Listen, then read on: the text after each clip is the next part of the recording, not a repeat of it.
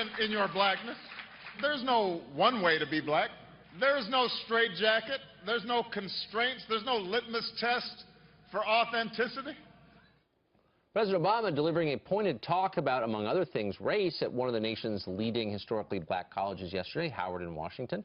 Well, across the country, former Secretary of State Condoleezza Rice had a different message to graduates. She said, quote, "More people today enjoy lives of opportunity than in all of human history. This progress has been the concerted effort not of cynics, but of visionaries and optimists and idealists who deal with the world as it is, but who never stop working for the world as it should be." We're here to break down the differences in those messages. Camille Foster, partner at freethinkmedia.com. Nice to see you this morning. Good to see you. Thanks for having me. So we were discussing earlier in the show this idea of blackness, and the president says that as if we all should know what that means. What does that mean? It is actually incredibly difficult to define, and it's one of the reasons why I think the president said that there are about as many ways to be black as there are black people, which actually leaves you with something that seems pretty meaningless and empty. Which, quite frankly, is what I think when I think about race. I don't think it's the sort of thing that actually defines who we are. So when the president says to a classroom or a room full of graduating students, you should take pride in your blackness, take pride in this ephemeral thing that you happen to be, rather than in the things that you are actually able to accomplish, that strikes me as something that is very hollow and vapid, and probably something that we should shy away from. I understand the instinct that in this country there has been sort of a history of discrimination, and that for some reason people may have felt shame associated with being black. But the appropriate response isn't for us to root our pride in our blackness. It's for us to regard race for what it is, this intangible thing that isn't of particular consequence, that we ought to be always trying to move beyond, not embrace and hold close to it.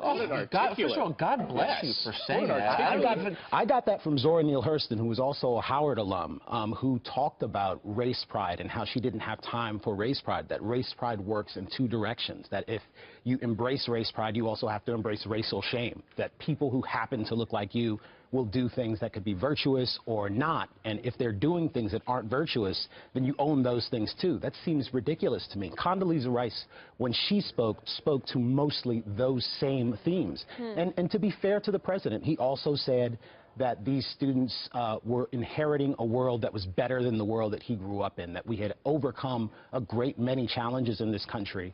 The trouble for the president, unfortunately, is when he gets things like that right, he also pairs it with just a little bit too much of the past, with a little too much of an emphasis on, well, there's still racial discrimination, there are still disparities.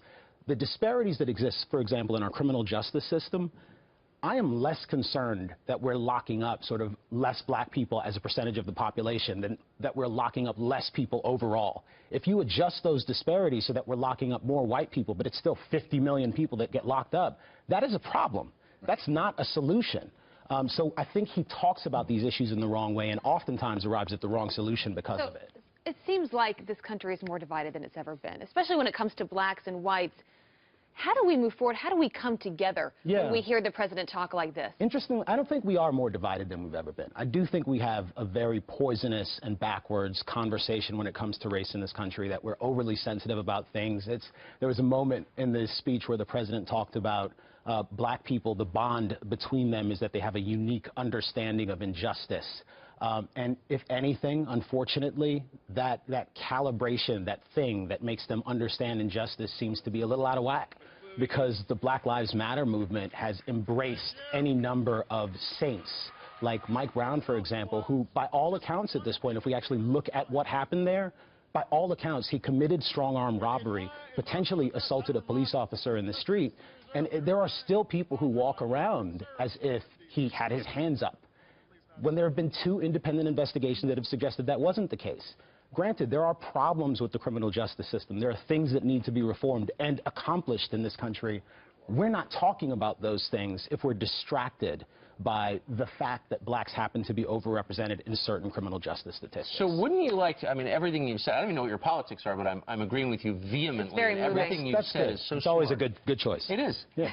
Wouldn't it be nice to have a president, any president, Democrat or Republican, articulate the things that we have in common, the beliefs that we hold, regardless of what we look like? What does it mean to be American? I would like to hear that from somebody. Yeah. What does it mean to be a good and virtuous human being? I mean, that is the standard, quite frankly. And to the extent that I had children and I don't have any, that is what I would